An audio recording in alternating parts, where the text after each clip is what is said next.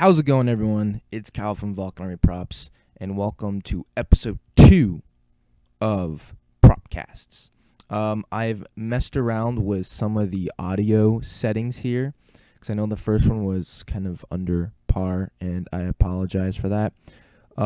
Switch something. I had trouble actually getting it working this time, and I didn't even unplug the mic from last time, so I was kind of confused. So I switched some things around, and this is capturing audio way better. So hopefully this sounds better. I'm still trying to get used to where I need to place the mic, how close I need to be, etc., etc. So I apologize if there are points where it sounds really loud and painful, but I'm currently watching the audio capture, and it seems better. So I think we're all good there. So I kind of want to update you guys on how these propcasts are gonna work for a little bit. So as you all know a lot, is I will be starting and going back to school in January. And so if I only did 1 week, I'd only have about 4 or so. And I want to try and continue while I'm there, but there's honestly no guarantees at that point. Given everything else I'm going to have to be doing. Hopefully this is something small and simple I can fit into the schedule of a week, maybe on a Friday night. That's what I'd like to do. But building up to that, I kind of want a little bit more, so I'm going to try and do one every 4 to 5 days. I think the last one was posted about 5 days ago. And I have a list of everything I can talk about for this week. I want to make sure I have some topics, but also I already have a couple ideas that I want to do for the propcasts before I go. There's a couple things, like unique things I want to do. But for the suit, let me update you guys on the suit so far. Lots of progress is being made. We are, if I didn't say last time, we have officially been in the downhill stages of the suit. Tactical vest is all done, minus a few of the little strapping details, which can get done pretty quickly. Well, now that I said that, probably not, because I jinxed that. I do have that's how things work with me. When I have bad luck, 2, I'm accident prone, and 3, when I jinx something or like, oh, you gotta knock on wood, it's too late. It's just too late. I can't stop my fate from happening and hurting me. So kind of unfortunate being me sometimes. Let's see. Oh yes, so I also worked on the gloves. I had an old set of gloves that I kind of actually think would work for this. And I'm going with, so there's technically 2 versions of this suit, the Pulse Blade Pilot suit. There is the version in the image that we saw prior to the game, or the beta of the game being released. It's actually the picture the Titanfall website still uses, I believe, unless they change it. Honestly, I haven't been there in a while. But so there are some elements that are different. Some of the armor is different, and some of the hand plates are completely different. And then some of the armor parts are actually on the female variant now. So there's kind of some mix and matching, and some of the colors were just slightly different. There's a little bit more of like this ceramic white almost. It wasn't like a snow white. It was kind of like this dull white. It wasn't like a cream white either, but and to save time in order to get this suit done, I decided to go with that approach, at least for the hands. Also because the hand armor now is very technical and has a very almost robotic kind of look to it, and I really want to nail that. And I have so many ideas of how I actually want to make that, and so I want to get to that, and I want to do that the right way. And that is actually a good like little small project to do, to learn new processes, learn new moldings and castings, resins and etc.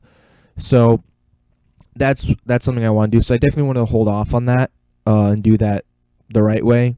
So I decided to go the other route with the more achievable design within my time frame. And actually, after making it, I actually really like it. I think it kind of holds to the aesthetic of the entire character a little bit better, and it feels a little bit more realistic.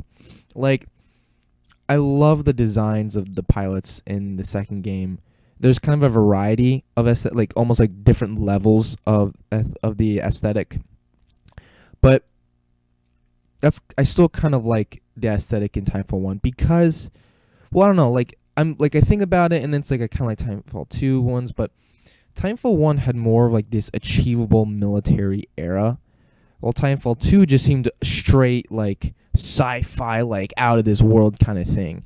So like there are some things they did that made logic, like the bigger guys have like this crane arm, which is like, what is that for? But actually that's to grab the weapon because they're so bulky. It's like the cool thing is they actually accounted for some of that, but I'm totally getting off topic here. But like they're too big and they're too bulky. Like physically here, we're still working on like jetpacks and all this stuff. We're trying to work on making it smaller. So basically, people are basically doing with like either hydro or like hydro packs, like with just fueled by water, like just jet streams, or there's basically air, just tons of fans, and it's still kind of like a whole body system. So now you're telling me it's basically a combustible exhaust thruster pack that's just on my waist, like. You gotta, and then you have, let alone you have all the, like you have to have so much force to push a single human up, let alone all the other equipment, and then do so dynamically.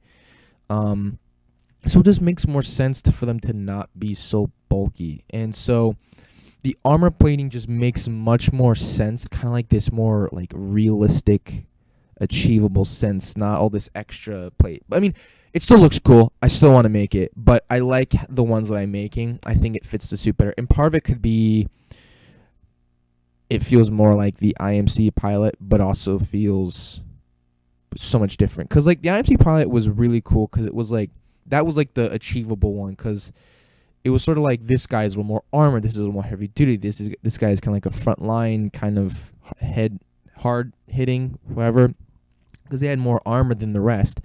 And the Pulse pilot is more of a recon guy, but it has a mixture of both the armor and like this angled aesthetic, at least in the helmet, and that but it has a lot of like the tactical stuff that makes it so believable.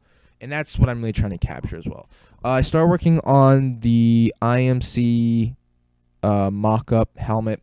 Like I said, I will not be able to do the Pulse Plate helmet the way that I want to, so I wouldn't be able to do both. So I decided, like I said, I want to get the suit done. So I did a couple of battle damages. Like I did a little bit of what I did with the IMC helmet in-game version from June. Did a couple scratches. I'm not going as hard or as heavy, just some unique stuff, and not nearly as many either. I'm actually kind of focusing a little bit more like on the front area as I shove my hand in my face. A little bit more on the front and kind of on the top because one, there's a detail I want to try and do, kind of something from the first game beta, and I think it will help. I think it will help blend in that style helmet with the rest of the suit. And I did another kind of unique battle scar, but it's not nearly as big, and it's just something unique that it just doesn't seem so boring. I've done so many of these helmets, I'm just trying to make each one a little bit more exciting. So that's actually all. I have to put another coat of primer on, just from some of the areas I refined, and then it's on to the painting process of that. But before I do that, I'm going to want to get the visor formed and try out the tint, the blue tint that I got. It's like from Japan, or it didn't actually come over from Japan. It came from California, but it's from a Japan company, and it's the only blue auto taillight diffuser I have seen, and it's a very small can, and it was like $30. So it better freaking work. If not, I'm kind of screwed. So also the jump kit has come out finally. We're starting to get in the last. When I say last few stages, I mean we're just starting to get the last parts printed. I think actually everything is printed It's just a matter of cleaning things up, and there's some parts that need to be connected together, so it's just printing some small connectors and everything. So the jump kit right now is just 3D printed bodywork, and then priming those, making sure all the assembly works. And so it's just a bunch of like, I don't want to say technical work. It's just kind of a bunch of, I like to call that grunt work. There's some stuff I'll have to pay attention to make sure the holes and stuff line up, but it's all downhill. So I'm really, really excited for all of that. And so like I said, I want to do a video, like an actual video of the suit, so you can guys see everything other than what you probably just been seeing on Instagram. But I'm not sure if all of you follow me on Instagram and see the continuous updates or not. But I want to do an actual video of that. But the more I keep working on it, hi dog. Sorry, the dog decided to say hello. Came up to me and just started sniffing my ear. He's a weird dog. Anyways, so, but like the more I keep working on it and just in the stages that it's at, it's like I just feel like I can just, it's sort of like my eyes, like I could just do this and then it's done and they can just see the whole thing. And that's kind of where I'm at, because that way I can talk to you about everything when it's like it's all there in one, not just grabbing different parts. Also, there's just a lot of parts. Now for the thrusters, for the jump kit, that is something I will definitely go through, almost possibly even separately. There's just, I don't know, I could easily rant on and on about the design of that. But that's coming soon. I'm not really sure. I kind of just want to do it all in one when everything's just kind of done. Maybe not necessarily fully done, but just when everything's just sort of, as I would say, ready to go. So that's going to come within the next week or two. I definitely want to do that, and then I'm going to do something with the full suit on. You know, maybe, I don't know, maybe a little music montage in the backyard or something. I'm not sure yet, because I'm really focused on just getting the suit done, let alone have another project I have to do. Something small, but I want to get it done.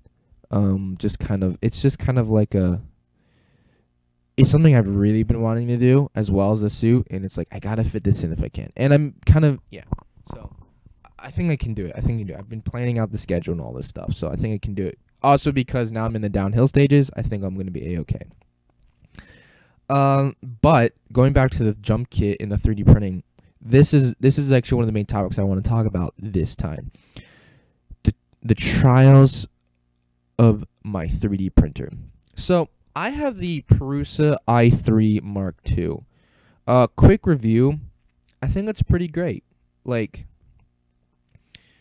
for what it's worth financially, I think it's pretty awesome. So I had a printer before. It was called the Cube, and it was from from Cubify, and it was they're part of like the whole 3D systems or whatever. I don't know if they're out of business now, but the printer I had, like, they stopped manufacturing, and it sucked. There's so many problems with it, and so many design problems that just made things so much harder. It was pretty bad, and it was about $1,000. I think it might have been 1,200 or 1,100, and it was small. Like, the print volume was 6 by 6 by 6 inches, which worked for when I was using it, but now it wouldn't be so useful. The Prusa i3 Mark II has an 8-inch cubed print volume, and it's a lot bigger. Of course, the bigger stuff you want to get, you probably just have to cut up your models any more and more. I call it an open interface. I mean, it's not like it has some elaborate design like shell around it. Like, for example, like an Ultimaker, they have like this really nice frame, which is probably where your other like $200 or $300 goes into. So doing so, they're really able to cut down the price for the Prusa here, and all the parts. Well, not all the parts, but a lot of like the parts that they use to assemble it are 3D printed. So that also cuts down the cost. So you can get this Prusa printer. I think for shipping, it's only $1,000. And I know, only $1,000. But that's saying that the unit price itself is under $1,000. I think it was maybe $850 to $900 with that. Which, for a commercial desktop 3D printer, for that print volume, it is really good. That is actually something I would introduce. The program it uses to set up prints is different than I've used. It's oh my god, I'm blanking out. Cura is what Ultimaker uses. It's Slicer, SLIC3R. Kind of being a little cheeky there.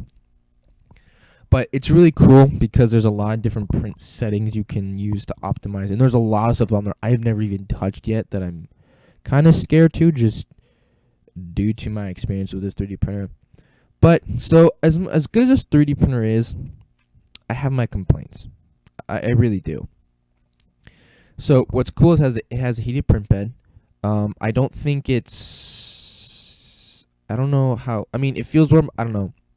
It's good. It's actually the first printer I've really used a heated print bed. Also, a big thing with... I have to know what this. A big thing with 3D printing is thermodynamics and kind of like air circulation. That affects the cooling of the print. Therefore, you could have warping at the base. And that's something that the 3D printer can't necessarily control. It kind of depends on the environment you're at. So, you kind of have to do that. But it's just funny how everything works fine for a long, long time. And then suddenly, things just sort of stop working. And things just go wrong. And that's kind of what's been happening with this printer. So, let me tell you, so when you get it, there's an SD card it comes with, and there's a bunch of like pre-existing files on it, and so you can go ahead and print those, do like some test printing and whatnot. I've done that before. But what it does is that it does this thing where it heats up the print bed. It does a calibration test, so it knows its orientation across the print bed, and then it lets the nozzle heat up, and as it heats up, some filament comes out because it's melting. And so what it does is then it will make an extrusion line just outside the normal print bed area, like. There's like a little border. It will make an extrusion, getting that filament out, and then it will go ahead and print. So you don't have this strand or this glob on the nozzle. That's awesome. However, for the 3D models that I like to print, and therefore the 3D models that I model myself, and then I upload them to the program, and I can get all the conversion set, and there's also a USB plug to do that directly. Because that way it can monitor the print and shut down the print if I need to. And so what happens not even a lot of times, it actually happens every time, is that instead of doing what the prints or the files will do that are on the SD card, it does the calibration test, lets the nozzle heat up, and instead of doing the initial like strand or whatever, what it will do is that it will just dip down. And then, therefore, there's all this film that just smooshes on it. And then, when you're it does an initial border, if you said so. It just clumps up until it's too much when it finally gets pushed out. And then you have this big blob, big being relative here. It's big enough that it can cause a problem on the print bed. And so, it's hard. I mean, it's a challenge to get that removed, because if it's attached well, then you have this big clump that's attached. But if you try to move it when it's just being deposited, you're gonna mess up that base. And even though if it's a board and not the actual print, it's still gonna cause a problem, because once you do a layer on top, that sags, and you're gonna have all these problems. It just causes so many problems. So now when it starts, I can't just start a print and walk away. I have to sit there for 5 minutes for the bed to heat up, do its calibration test, let the nozzle heat up, and as a strand is coming out, I have to I have to use a little brush and I have to like get it hooked on, and I have to kind of pull in it as it's just melting out. Excuse me. And then I have to kind of jerk it away as soon as it dips down, so I don't have that problem. And so basically, there's just so much like little human finesse that I have to keep adding in more and more just for it to work. It's really annoying. It's like I can't trust the printer alone. Which, speaking of, gotta control my anger here. So there have been plenty of times where a print will just not work. But especially if it's a duplicate print, it will work the first time, but not the second time. There was one thing that wasn't printing at all, despite the rotation. I think part of it would have been... Was that the... Okay, I remember what file that was. Yeah, I still think that should have been able to print, but I just decided not to print it anyways. It was like the wrist monitor for the suit. I was so fed up. I'm like, I'm just going to do this by hand. I liked what I did by hand anyways. It's the one I made a mold of in the end. But despite every orientation, every print setting I can adjust, nothing would work. But so some of the bigger prints, like for the thruster shell, I printed one of those. It came out great. And then when I want to print it again, my computer decided to restart. That's not on the printer, but that's just proving, as I said in the beginning, I have bad luck. So I wanted to do some test prints because I noticed there was some warping majorly on that print. So I want to do some smaller prints. Wanted to heat up the downstairs because it's usually cold down here. Because even though it's a heated print bed, it could be cold down here. So there's this rate of cooling, especially with the print itself, that could be affecting that. Also, there's a vent kind of above and just slightly offset from the printer up on the ceiling. Even though it's warm air, by the time it gets to the printer, it could feel cold, so that could be a problem. So I ended up putting a little bit more glue down to help that, keep the room downstairs a lot warmer. Tried it again, and it was warping not nearly as badly. Like, it was very little, and probably nothing that couldn't be fixed. But as you can tell, there's a lot of like, did it finish? Did it not finish? It didn't finish because 6.5 hours in, the printer just stopped depositing filament for a layer and then resumed depositing filament on the next layer. So there's this complete disconnect. And I wasn't around when it happened because I was upstairs eating dinner. So by the time I come down, and it wasn't even an audible sound. It was just like I couldn't see like it was this separate part was suddenly moving.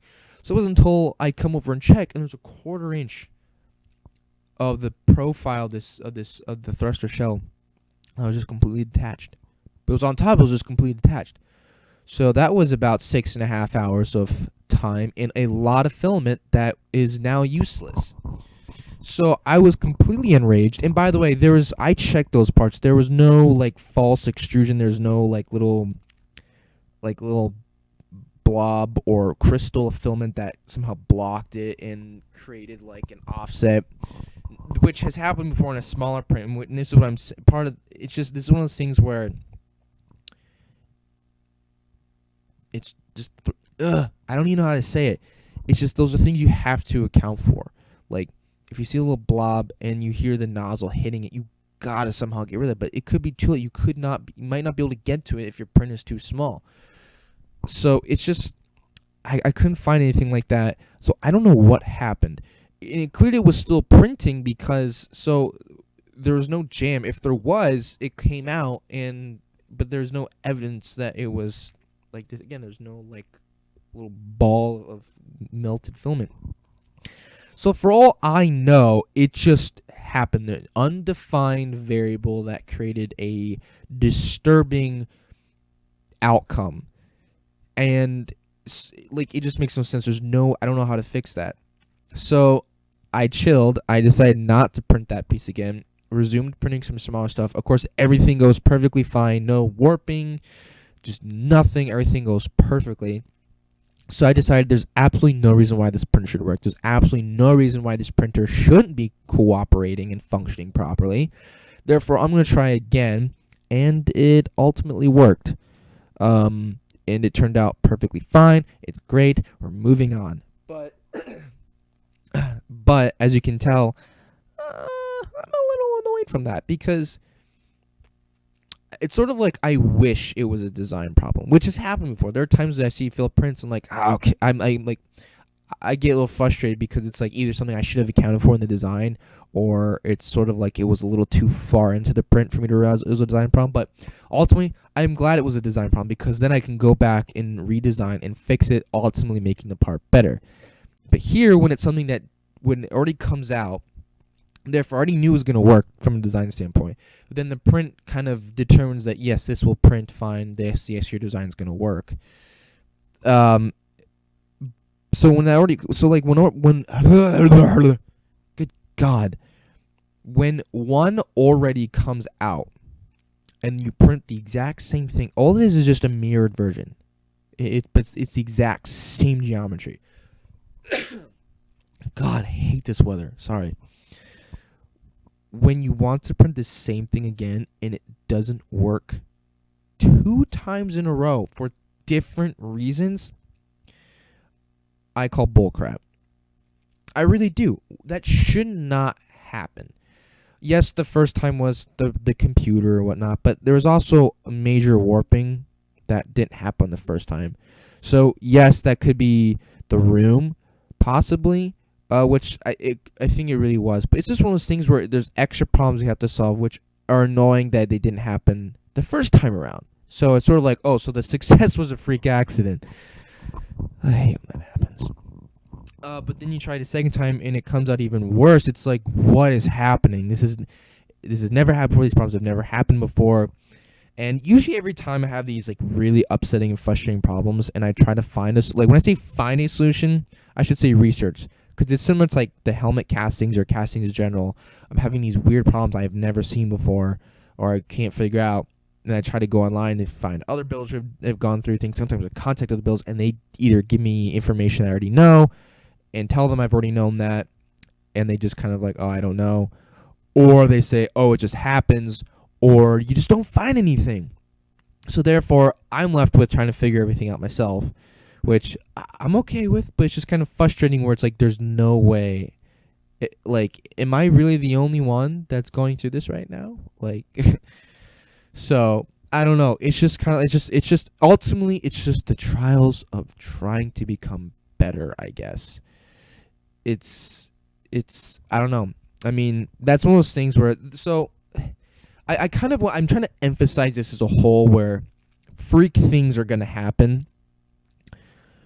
And it's at those points where it challenges you how you want to go forward. Are you going to, I can get upset and angry all I want, but am I going to keep getting angry and upset and never get back to it? Or am I going to kind of tone down that anger and get back to it and try and figure something out?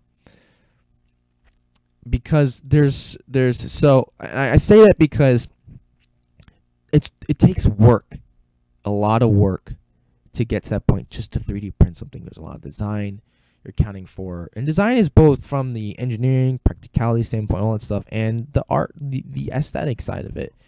There's so much work that comes into it, and if you have a deadline, if it doesn't come out, there's so much delay. There's just so much work, so much time and hours and material and money that goes into one thing. If you're trying to do it right. I shouldn't say do it right. For me, that's how I would want to do it. I mean, if you're more of a foam builder, I mean, it's the same thing that applies. I'm saying, there's no right way to do something. So it's just the better you want to get. That's what I meant by the right way being your definition in your project. So if you're trying to do something on foam, for example, and something goes wrong, or somehow you're trying to seal the foam and you somehow burn yourself, and it's just, then somehow your part just gets really warped in or melts in, and it's upsetting. And I'm trying to emphasize that because there's I go back to my high school once a week to help my old tech teacher, as I mentioned before, love that teacher, to help teach that class. And there's one student there who is kind of he's into the video games, especially Destiny. He's into the craft of things, and he seems like a smart kid too. And when I came in to present my Vulcan Army props, what I've been doing, how did I get here, and why I'm doing it, and to prove that these tech classes don't mean you have to go in engineering. You can go anywhere with it. And this student is all excited. He's like, this is what I want to do. I want to do this with my life. And first of all, that's great. There's nothing wrong with having that dream. Nothing wrong with wanting to build forever. Are you kidding me? It's the best thing in the world. But it's one of those things where I don't think he might fully understand what it takes. Again, first of all, this is not a student where he's a lazy student. He's he thinks he can do anything just by saying he can. I know he would work, but even when I first started, I did not know how hard. I didn't know how much of a drug it was going to be to me. I didn't know I was gonna get so far into this. Like when I first started, I remember it was gonna be okay, foam and Pepicura. That's it.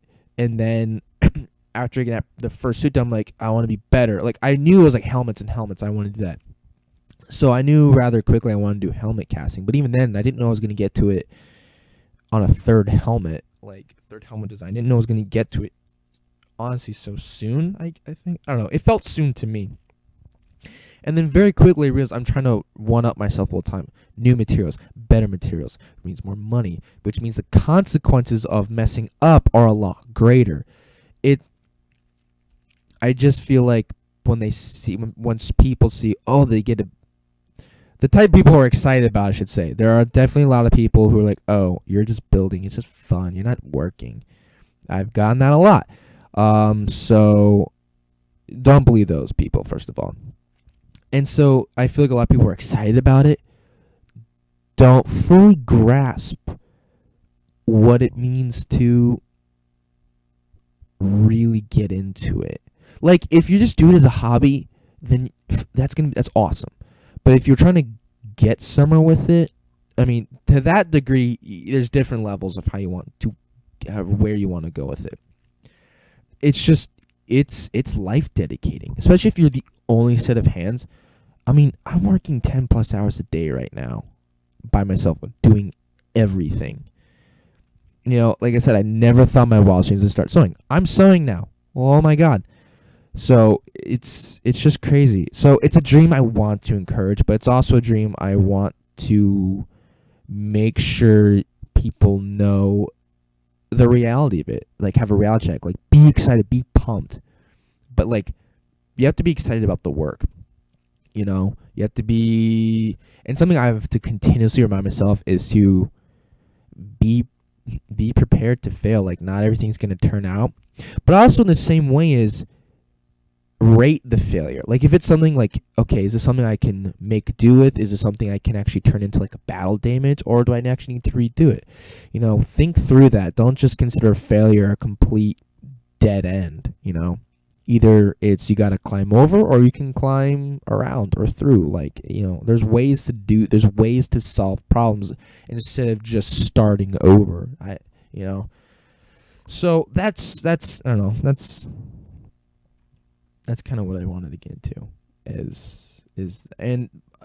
again, I don't want to prevent anyone from doing this. It's such an awesome thing. It's a great way to share and collaborate and talk with other creative, like-minded, imaginative people. It's so awesome. I'm so happy I'm actually worked so hard and so far into this that it's a huge, major part of my life. And I want to encourage other people to do it. But I just don't want people to go into it think, yeah, I'm gonna build and things don't go right and like, oh, okay, this isn't for me. Like I don't want that to happen to people. And that's for anyone, for anything. I might not know the subject of your hobby if it's not building or anything else. I love how I say that, where it's like, Kyle, I wake up and I build. Those are the only two things I know how to do. That's not 100% true. But yeah, I just, you know, it's one of those things where dreams can be tricky. I feel like it's like, yes, I can do it. It's sort of like you put your mind to it and you can get it. I feel like that's a little bit false. I feel like that's sort of like, as long as I can imagine me doing it, I can get to it. You have to imagine yourself doing it. You have to imagine yourself when it's hard. Can you get through? You have to, there's so much, and it's just sort of like I don't know, like in a positive way. It's like a reality check, you know, routine checks. How am I doing? Can I do this? Do I want to still do this? You know, I think that's part of it is making sure you're okay with what you're doing and how you're doing it, and making sure that it's okay. See, I don't say it's okay to, I don't say quit a dream, but it's definitely okay to evolve and grow a dream. You know, for me, when I was in high school, I grew up wanting to be an engineer all through high school too, because I just thought that was like, so like my dad was an engineer and all my friends, all their dads are like engineers. It's like, it's just sort of like we kind of grew up around the sense that in creating and building kind of stems from engineering. So like all my creative abilities came from my parents. My mom is like a sewer and like arts and crafts hobbyist, and my dad did engineering, and he's a woodcrafter, woodmaker by hobby. So like I just grew up with this sense of creativity and building. So it just sort of seemed like engineering was the thing to do because my dad was an engineer. So then I go into engineering, and it's not at all what I thought. Like, I knew there was going to be math and science, but talking to a lot of upperclassmen how it was, it really was not what I wanted to do at all. I really didn't think I'd be able to achieve the things I wanted to do. So instead of saying I quit being an engineer, I quit my dream of being an engineer or whatever, I moved on from that dream because I found something better, or took something I was doing, problem making, and made it into something that I've wanted to achieve.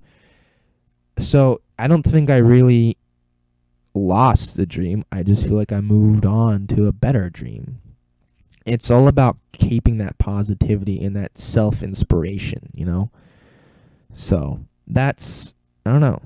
This really took a turn. But see, this is exactly what Propcast is all about. It's not just about, oh, I built this and it was like this. I wanted to touch on the 3D print part because that's been a big trial in this project. But it's a little bit about everything. It's about, and hopefully we can get some more people, and especially when I'm at school, if meets new people, we'll have some awesome guest stars to talk to as well. So let's check the list here, see if there's anything else. Oh, okay. So there's one more event that happened. This is not populated.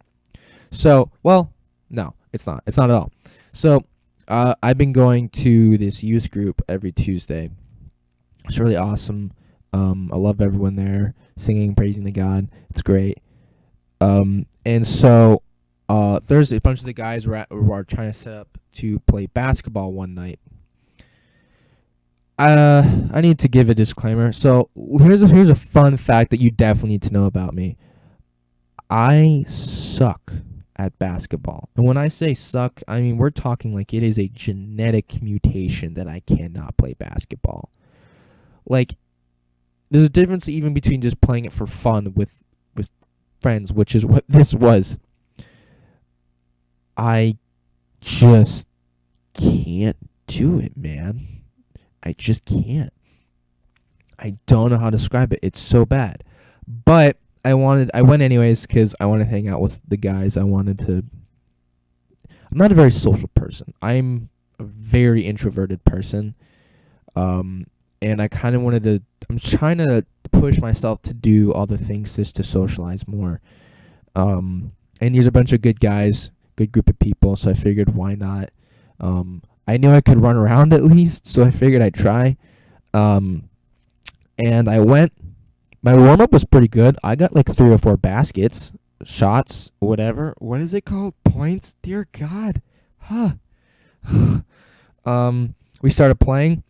So when we were playing for like 2 hours, I got only one score, 1 point, whatever, you know what I mean, which is scary, but proof as to what I said.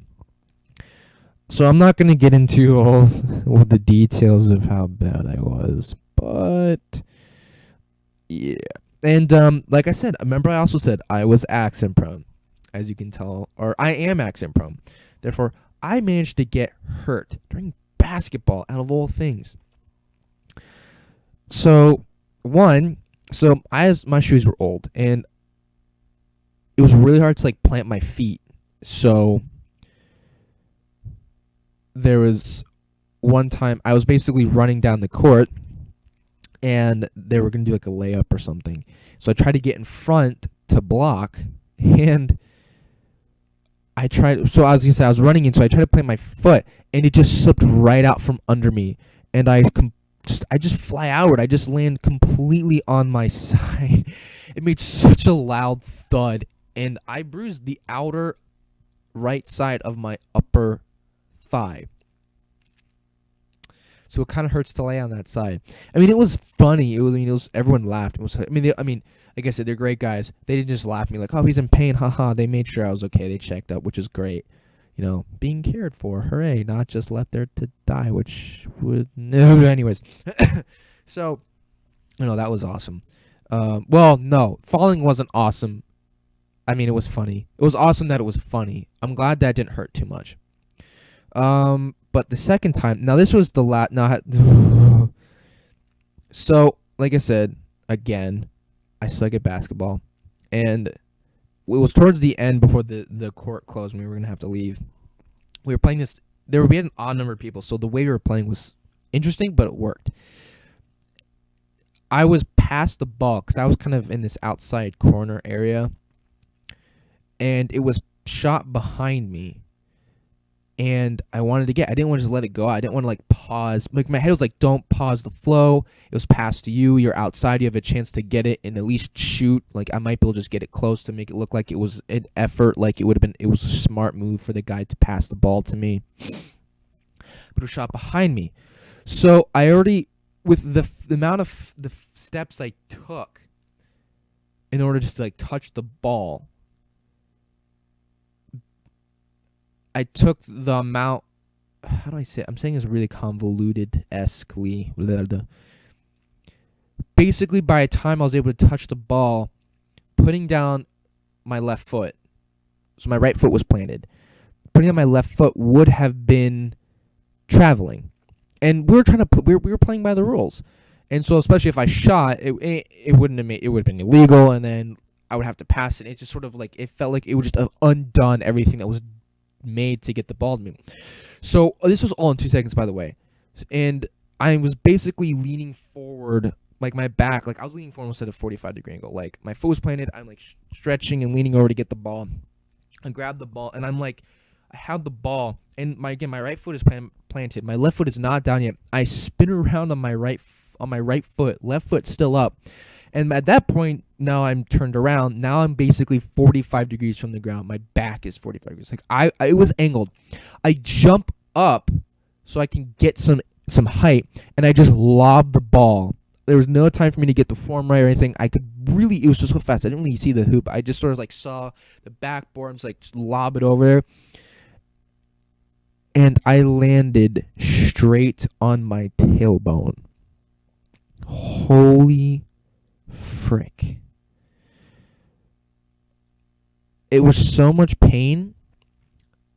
There was the moment I lobbed the ball, and then after hitting the ground, so there was a moment where I saw nothing but blackness and pain. I don't know what pain looks like, but I saw it. I don't know how to describe it. I just saw it. And it might have been so much pain, I closed my eyes, but another loud thud. It was so painful. And of course the guys were oh god, it was crazy. Oh, they saved the ball. I don't think it went in or anything. But jeez, then the one guy was like, dude, are you okay? I'm like, nope, I'm done. I felt I couldn't walk. I could walk. It was hard. It didn't hurt to walk. It was just hard to walk. I sat out, stretched, made sure I was okay. I could walk, but I think I did damage and bruise my tailbone. It doesn't hurt to sit, it doesn't hurt to walk, but I was trying to stretch my legs out because also I haven't used my legs that dynamically in such a long time. I workouts like that, but using them in a very dynamic, unpredictable. I don't say uncontrolled, but it's not a linear movement, more or less. My legs were not used to that, so my legs have been incredibly sore. I've been stretching and rolling out the muscles. Extremely painful.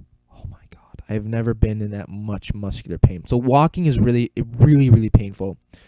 But I was trying to do a stretch last night, and it ended up at the waist. I don't know. I just ended up feeling a lot of pain in the tailbone. I'm like, oh my god, we're dead. So I can't do a ton of physical activity now, which sucks.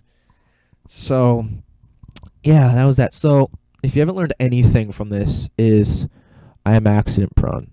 I am severely accident prone. I don't even try to do anything. to do anything, and I get hurt. So, yeah. And somehow I've managed to not get sent to the ER within a year, which is awesome. That sounds scary. I should explain that actually. The last 2 times I've been to the ER were because I ended up cutting my finger from working. Even though I try to be careful, I get hurt. And I've cut myself somewhere kind of deep, but not deep enough to go to the ER. But yeah, I'm pretty proud of myself for that. But it's funny because now I said that, I jinxed myself, and I can knock on wood. Doesn't matter. I just jinxed myself. So if this next podcast, Propcast, is delayed, it's probably because I was in the ER. I don't know.